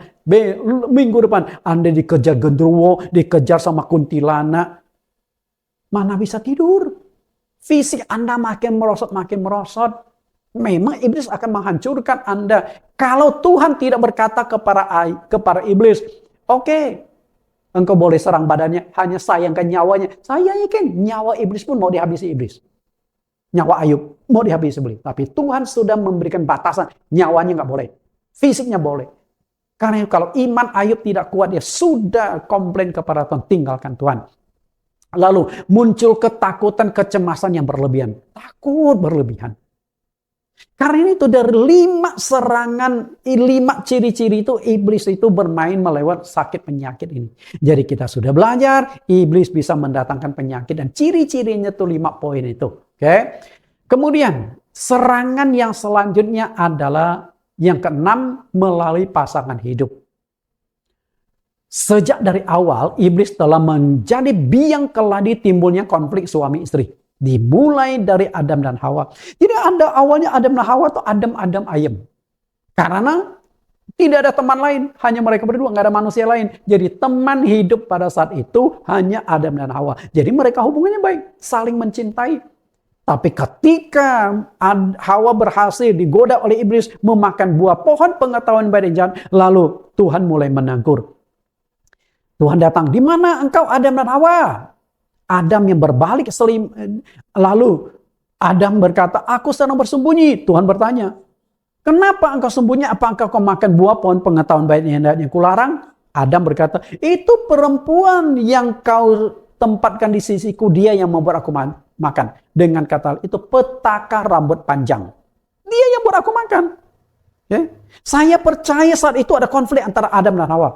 Hawa pasti komplain, enak saja, emang juga Pak selalu makan. Lu kan dengerin ketika aku bicara sama setan, kenapa engkau tidak cegah saat itu? Konflik suami istri. Lalu Hawa nyalakan ular. Sebenarnya ular masih bisa menyalahkan Tuhan. Ular bisa berkata, Tuhan bukan aku tapi engkau yang ciptakan pohon ini. Coba kalau engkau tidak menciptakan pohon pengetahuan baik dan jahat, mereka nggak akan jatuh dalam dosa. Jadi ngomong-ngomong kayaknya iblis lebih bertanggung jawab dari manusia ya. Faktanya, iblis dalam wujud ular dihukum ya, sudah diterima saja, nggak komplain. Bapak Ibu yang saya kasihi, di dalam ayat yang ke-9, kita lihat ayat 9, maka berkatalah istrinya kepadanya, masih bertekunkah engkau dalam kesalehanmu, kutukilah Allahmu dan matilah. Istri Ayub sudah kehilangan iman kepada Tuhan. Dan hubungan dengan suaminya juga tidak baik lagi. Karena apa? Semua harta kekayaan Ayub habis. Dengan kata lain, Ayub jatuh miskin. Semua anak mereka semuanya mati. Istri Ayub itu stres berat sampai marah kecewa kepada Tuhan. Kutuki Tuhan kita. Untuk apa punya Tuhan seperti ini? Di mana perlindungannya? Lalu bagaimana reaksi Ayub? Tetapi Ayub berkata kepadanya, engkau berbicara seperti perempuan gila. Kalimat Ayub juga sudah mulai tajam. Gila lu ya. Ketika pasangan dia berkata, gila lu ya. Nah itu sudah nggak enak tuh. Pasti lagi berantem tuh. Apakah kita mau menerima yang baik dari Allah, tetapi tidak mau menerima yang buruk? Dalam kesemuanya itu Ayub tidak berbuat dosa dengan bibirnya. Bapak Ibu yang saya kasih, kita lihat lebih jauh. Kutukilah Allahmu dan matilah. Dalam bahasa Indonesia itu tidak begitu jelas. Jangankan Ayub, sebagai suaminya, Allah saja bisa diserang oleh istri Ayub. Allah, sang penguasa saja bisa diserang. Kalau Allah itu bisa ditemui oleh istri Ayub, Allah berbentuk fisik, saya yakin istri Ayub sudah datang kepada Tuhan, tunjuk-tunjuk, lu ya, di mana kami menyembah engkau, di mana perlindungan, untuk apa kami menyembah engkau? Sehingga istrinya berkata, kutuki Allahmu dan matilah. Nah mati ini menunjuk pada siapa?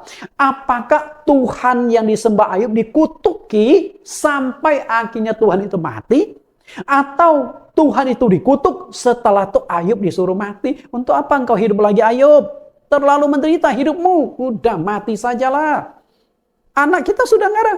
Sekarang aku ditugaskan merawat engkau. Sorry ya. Terlalu bau badan Ayub. Karena perhatikan Ayub 19 ayat 17, nafasku menimbulkan rasa jijik kepada istriku.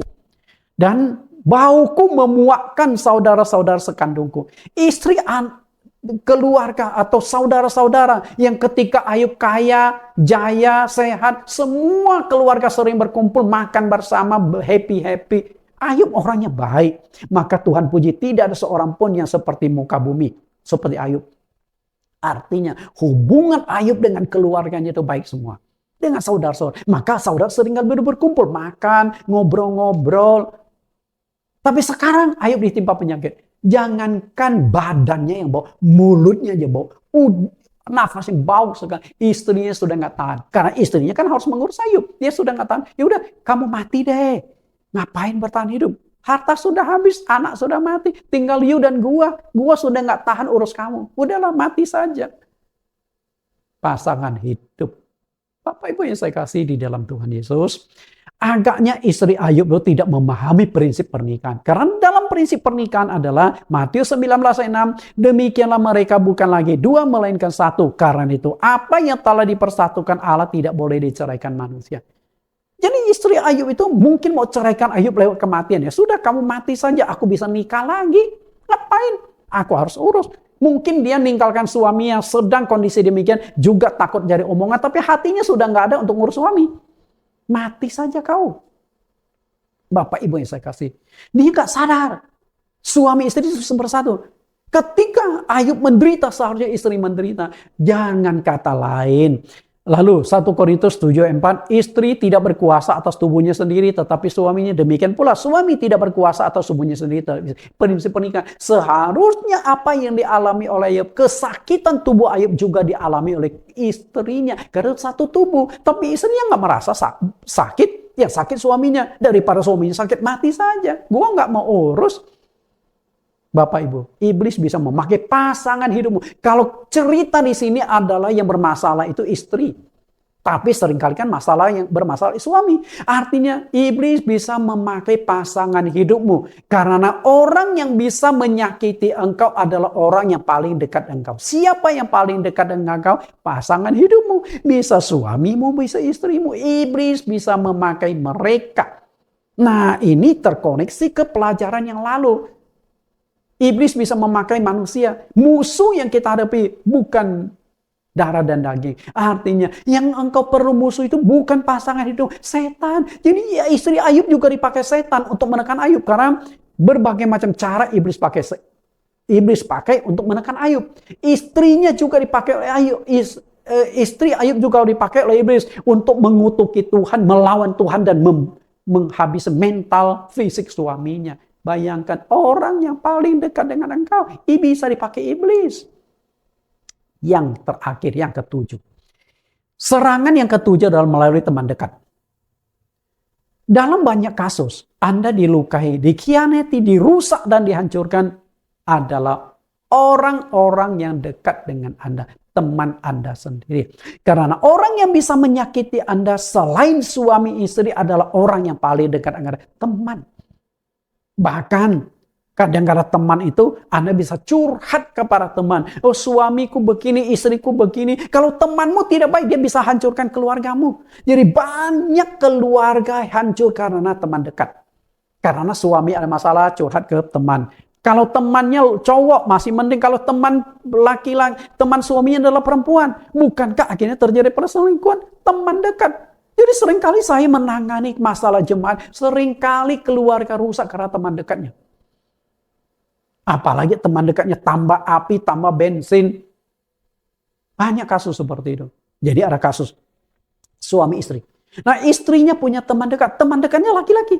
Ketika dia bermasalah dengan suaminya, lalu dia curhat kepada teman dekatnya laki-laki. Dan teman dekatnya laki-laki sebenarnya naksir kepada istrinya. Akhirnya teman dekat itu kasih bensin, kasih api. Sehingga hubungan suami istri makin hancur. Sampai akhirnya mereka bercerai. Karena apa? Teman dekat. Hancur. Iblis yang memanfaatkan teman dekatnya itu untuk merusak, menghancurkan keluarga itu. Bapak Ibu yang saya kasih, kita lihat. Teman dekat Ayub itu ada 4 orang. Siapa saja? Ada Elifaz, ada Bildad, Zofar, dan Elihu. 4 orang. Kita lihat dulu dasar ayatnya. Ayub pasal 2 ayat 11. Ketika ketiga sahabat Ayub mendengar kabar tentang segala malapetaka yang menimpa dia, maka datanglah mereka dari tempatnya masing-masing, yaitu Elifas orang Teman dan Bildad orang Sua serta Zofar orang Naamah. Mereka bersepakat untuk mengucapkan bela sungkawa kepadanya dan menghibur dia. Jadi teman dekat Ayub 3 orang. Ada satu lagi yang tidak disebutkan di ayat ini, namanya Elihu. Nanti saya akan jelaskan lebih jauh tentang Elihu ini. Nah, 3 teman dekat datang. Tujuannya itu apa? Kasih bela sungkawa dan menghibur. Jadi tujuannya menghibur, dan Ayub itu seharusnya memang layak dihibur. Istri sudah nggak bisa menghibur. Tinggal teman dekat. Ya, tinggal teman dekat. Ayub hilang semua harta kekayaan. Sendiri kena sakit penyakit, 10 anak mati. Memang layak dihibur. Tidak ada satupun manusia yang mengalami penderitaan seperti Ayub. Nggak ada. Kita kehilangan harta kekayaan saja sudah kelimpungan. Tapi Ayub semua harta kekayaan habis. Hubungan dengan istri retak. Semua anak mati. Sendiri kena penyakit. Boleh dikatakan penderitaan yang kita alami tidak 1/10 penderitaan yang dialami oleh Ayub. Maka Ayub layak dihibur. Tapi apa yang terjadi ketika teman dekatnya datang? Apa yang terjadi? 3 teman dekat tujuannya untuk menghibur, justru sebaliknya semakin menekan, membuat iman Ayub makin lemah. Karena ketiga temannya itu selalu menentang, menyerang Ayub. Hanya satu yang lebih netral bernama Elihu. Nah, saya akan kutipkan, saya tidak akan uraikan terlalu panjang karena waktu. Jadi saya akan kutipkan supaya kita tahu serangan teman Ayub apa, lalu jawaban Ayub seperti apa. Kalau kita baca, saya hanya kutip ayat. Kita tidak baca keseluruhan, karena kalau baca keseluruhan berarti kita harus mengupas kitab Ayub keseluruhan. Temannya itu bukan menghibur lagi, cenderung menyalahkan Ayub supaya Ayub itu bertobat. Oke, kita lihat kritikan dari Bildad dan tanggapan Ayub. Ayub pasal 8 ayat 1. Maka berbicara Bildad orang Suah. Ayat 3. Masakan Allah membengkokkan keadilan? Masakan yang maha kuasa membengkokkan kebenaran? Artinya Allah itu pasti adil. Kalau engkau mengalami penderitaan pasti ada penyebabnya. Lalu ayat keempat. Jikalau anak-anakmu telah berbuat dosa terhadap dia, maka ia telah membiarkan mereka dikuasai oleh pelanggaran mereka. Nah, yang dikhususkan Bildad adalah tentang 10 anak. Anakmu mati, pasti anakmu punya dosa. Makanya dihukum Tuhan. Dan bukan hanya itu, pasti hewanmu mungkin engkau dapatkan dengan tidak benar. Lalu engkau sakit penyakit, pasti engkau juga punya dosa kepada Tuhan. Macam-macam. Lalu bagaimana reaksi Ayub? Pasal yang ke-9 ayat 1. Tetapi Ayub menjawab, sekalipun aku ayat 20, sekalipun aku benar, mulutku sendiri akan menyatakan aku tidak benar. Sekalipun aku tidak bersalah, sekalipun aku tidak bersalah, perhatikan, aku tidak bersalah, ia akan menyatakan aku bersalah. Ayub juga sadar, Allah nggak mungkin dilawan. Allah memang adil, tapi aku salahnya di mana? Aku sudah koreksi dan tidak temukan di mana salahku, tapi Tuhan tetap akan menyalahkan aku. Jadi kalau aku tidak bersalah tapi disalahkan Tuhan, di mana Tuhan itu adil? Itu maksud Ayub membantah. Ayat 32, pasal 9 ayat 32, karena dia bukan manusia seperti aku, sehingga aku dapat menjawabnya. Mari bersama-sama menghadap pengadilan. Jadi Ayub itu balas menyerang Bildad. Oke, kalau Tuhan itu manusia, aku akan datang. Dan juga saya dengan Tuhan akan menghadap pengadilan. Buktikan yang salah itu siapa. Menyanggah. Karena yang dibutuhkan Ayub itu adalah penghiburan, bukan ditekan, bukan disalah-salahin lagi. Jadi tanpa disadari, Ayub semakin ditekan dia membela diri, nah di sanalah jadi masalah. Sehingga Ayub kelihatan benar. Nah itu yang disorot Elihu itu. Lalu yang kedua, kritikan Elifas dan tanggapan Ayub. Pasal yang ke-15 ayat 1, maka Elifas orang Teman itu menjawab, ayat 5, kesalahan mula yang mengajar mulutmu dan bahasa orang licik kau pilih. Mulutmu sendirilah yang mempersalahkan engkau, bukan aku. Bibirmu sendiri menjadi saksi menentang kau. Jadi yang disorot adalah mungkin perkataan Ayub banyak melukai orang. Sehingga dia dihukum Tuhan. Mulutmu nggak beres Ayub. Bertobat. Jadi menekankan Ayub harus bertobat. Lalu tanggapan Ayub pasal 16 ayat 1. Tetapi Ayub menjawab, Hal seperti itu telah acap kali ku dengar. Penghibur sialan kamu sekalian. Kalimat Ayub itu keras. Sialan lo. Kalian datang menghibur atau menyatalkan aku. Jadi dia lagi down, lagi hancur-hancuran. Dia butuh penghiburan, dia perlu dikuatkan. Tapi masih disalahkan. Yub, kamu pasti berdosa. Yub, pasti kamu sudah menyakiti orang. Sehingga engkau sekarang menuai apa yang kau tabur. Lalu pasal 16 ayat 4. Aku pun dapat berbicara seperti kamu. Sekiranya kamu pada tempatku, aku akan mengubah kata-kata indah terhadap kamu dan menggeleng-gelengkan kepala atas kamu. Ayub juga berkata, kamu kalau di posisi gua pun bisa nasihati seperti yang kalian lakukan. Penghibur sialan kalian. Ngapain kalian datang kalau makin menekan aku? Kemudian, yang ketiga, Zofar. Kritikan Zofar dan tanggapan Ayub. Ayub pasal 21, maka Zofar orang nama menjawab, karena ayat 19, karena ia telah menghancurkan orang miskin dan meninggalkan mereka telantar. Ia merampas rumah yang tidak dibangunnya. Pasal 20 ayat 7 dan 8, 20 ayat 28, langit menyingkapkan kesalahannya dan bumi bangkit melawan dia. Hasil usahanya yang ada di rumahnya diangkut, semuanya habis pada hari murkanya. Nah, Ayub kemudian disalahkan. Yub, kamu kaya raya. Mungkin engkau egois. Engkau tidak peduli orang-orang miskin. Engkau buat dia telantar. Sekarang harta kamu dirampas. Perhatikan kalimat ini. Bumi bangkit melawan engkau. Langit menyingkapkan kesalahanmu. Jadi artinya dia sorot tentang api yang turun dari langit. Masa kan aneh. Api bisa turun dari langit membakar habis semua hewan. Kan aneh. Kapan api bisa turun dari langit? Pasti kamu sudah berbuat jahat. Orang-orang miskin kamu telantarkan. Jadi Ayub diserang lagi. Kaya tapi pelit. Nggak peduli sama orang lain. Lalu bagaimana bela Ayub? Ayub pasal 21. Tetapi Ayub menjawab, alangkah hampanya penghiburanmu bagiku. Semua jawabanmu hanya tipu daya belaka. Membela diri. Ya. 3 teman menyalahkan Ayub. Menyerah. Makin down. Dia yang butuh penghiburan. Tapi yang dapat serangan.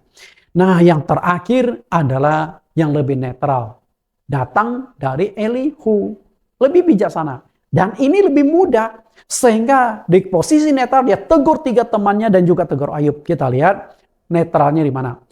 Ayub pasal 32 ayat 1, maka ketiga orang itu menghentikan sanggahan mereka terhadap Ayub karena menganggap dirinya benar. Jadi semakin Ayub ditekan, dia membela diri sehingga dia merasa di mana dosaku. Okay. Ayat yang kedua. Lalu marahlah Elihu bin Barakel, orang Bus dari kaum Ram. Ia marah terhadap Ayub karena menganggap dirinya lebih benar daripada Allah. Ayat 3, dan ia juga marah terhadap ketiga orang sahabat itu karena mereka mempersalahkan Ayub meskipun tidak dapat memberikan sanggahan. Ayat yang keempat, Elihu menangguhkan bicara dengan Ayub karena merasa mereka lebih tua daripada dia. Ini anak muda itu luar biasa. Bijak dan juga tahu diri. Maka nggak heran nasihat dia tuh akhirnya didengar oleh dua belah pihak. Teman-temannya mulai koreksi juga. Iya juga ya, tujuan kita datang menghibur malah kita serang Ayub. Dan Ayub juga sadar, oh iya juga ya, gara-gara serangan teman gue bela diri, akhirnya aku jadi sombong kesannya. Ayat yang kelima, tetapi setelah dilihatnya bahwa mulut ketiga orang itu tidak lagi memberi sanggahan, maka marahlah ia. Netral dia. Oke. Nah, dari sini kita belajar banyak hal.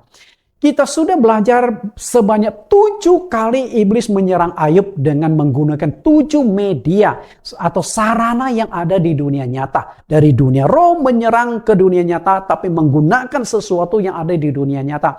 Menggunakan perampokan orang tentara Kasdim, api turun dari langit, angin ribut, penyakit kulit, pasangan hidup, lalu teman dekat.